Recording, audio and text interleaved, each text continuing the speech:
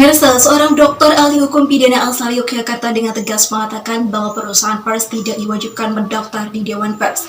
Pernyataan tersebut diunggah di channel YouTube pribadinya baru-baru ini dengan judul Simak Hakikat Kebebasan Pers.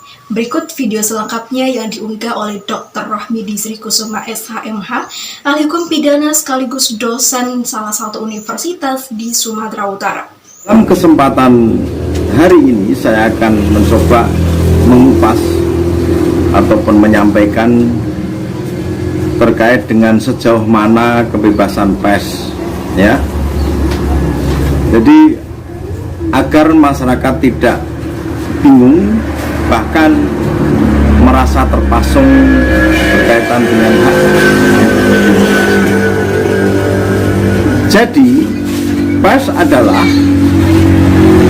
merupakan pengejawantahan nilai-nilai demokrasi yang hidup tumbuh berkembang di tengah-tengah masyarakat, sehingga ya tidak bisa dengan sesuka hati pers atau media ataupun perusahaan pers yang telah memenuhi syarat ataupun terwadai dalam perusahaan pers itu diintervensi ataupun dibatasi selama itu bisa dipertanggungjawabkan kebenarannya. Jadi itulah sebenarnya kebebasan pers, ya, yang lahir di era reformasi sebagaimana terbitnya Undang-Undang Nomor 40 Tahun 1999. Yang kedua, ya, dengan Dewan Pers itu sebenarnya bukanlah lembaga regulator, dan ya yang perlu kita ingat, kita catat bahwa Dewan Pers tersebut tidak memiliki kewajiban untuk mendaftar pers atau perusahaan pers, sehingga perusahaan pers atau pers sendiri tidak ada juga kewajiban, nah ini kan, mendaftarkan ke Dewan Pers. Jadi tidak ada lagi terkait dengan ketakutan atau kekhawatiran akan ketidakabsahan. Oleh karenanya hal tersebut, jika kita tidak memahami atas kebebasan pers, ya, dan apa isi undang-undang tersebut, ini memberikan peluang oknum pejabat ataupun oknum Dewan Pers yang mengkriminalisasi, ya, dan memasung nilai-nilai demokrasi yang berkembang di tengah masyarakat. Karena apa? Bisa jadi karena ketidaksukaan, ya, atau diduga ketakutan diketahuinya aib atas kecurangan akan KKN ataupun penyalahgunaan kewenangannya, ya. Jadi kita harus memahami betul, dan ini perlu kita sampaikan di tengah-tengah masyarakat. Nah, kemudian yang ketiga, ini sebagaimana pasal 15 ayat 2 Undang-Undang Pers, ya, bahwa Dewan Pers itu kan fungsinya antara lain, ya, melindungi kemerdekaan pers dari campur tangan pihak lain, melakukan pengkajian untuk mengembangkan kehidupan pers, ya, dan menetapkan serta mengawasi pelaksanaan kode etik jurnalistik.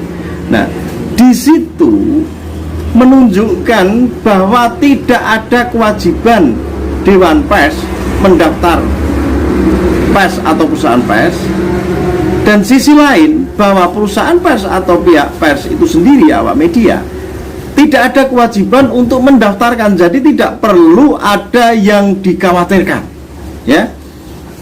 Ini sangat penting.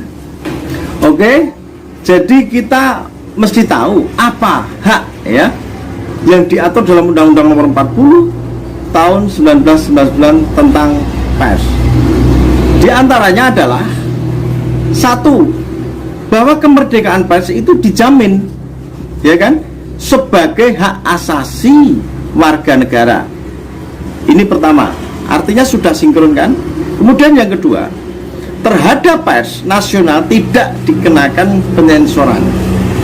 Dan yang ketiga, untuk menjamin kemerdekaan pers, pers nasional mempunyai hak mencari, memperoleh, dan menyebarluaskan gagasan dan informasi supaya kita tahu hak-haknya. Jadi clear ya, bahwa di dalam Undang-Undang Nomor 40 Tahun 1999 tentang pers itu, pers tidak ada kewajiban mendaftar ya ke Dewan Pers, itu tidak ada. Jadi jangan sampai nanti hal seperti ini karena ketidaktahuan kita memberikan peluang oknum Dewan Pers untuk melakukan perbuatan melawan hukum ya, yang itu berpotensi pada penyebaran informasi yang tidak benar atau hoax.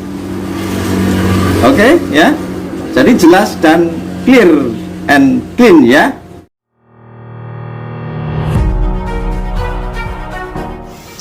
Senada dengan Dr. Rohmidi, Gusdin Safruddin Budiman, salah satu wartawan senior asal Jawa Timur, juga mengatakan hal yang sama.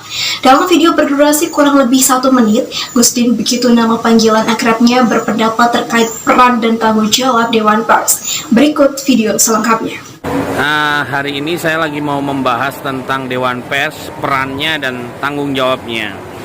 Kalau menurut saya, peran pers itu, Dewan Pers itu harus menjadi fasilitator, wadah yang seimbang, adil terhadap media-media yang sudah utama atau mainstream dan media-media yang baru atau media agregator. Jangan ada ketidakadilan, diskriminatif atau persyaratan-persyaratan yang menyulitkan kepada media-media baru.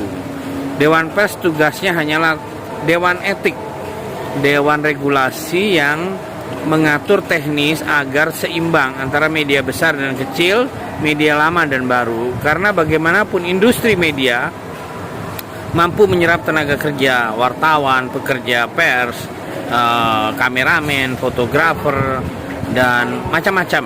Nah, oleh karena itu Dewan Pers harus mampu menjadi jembatan bagi industri media, industri pers yang seimbang, yang adil, yang merata.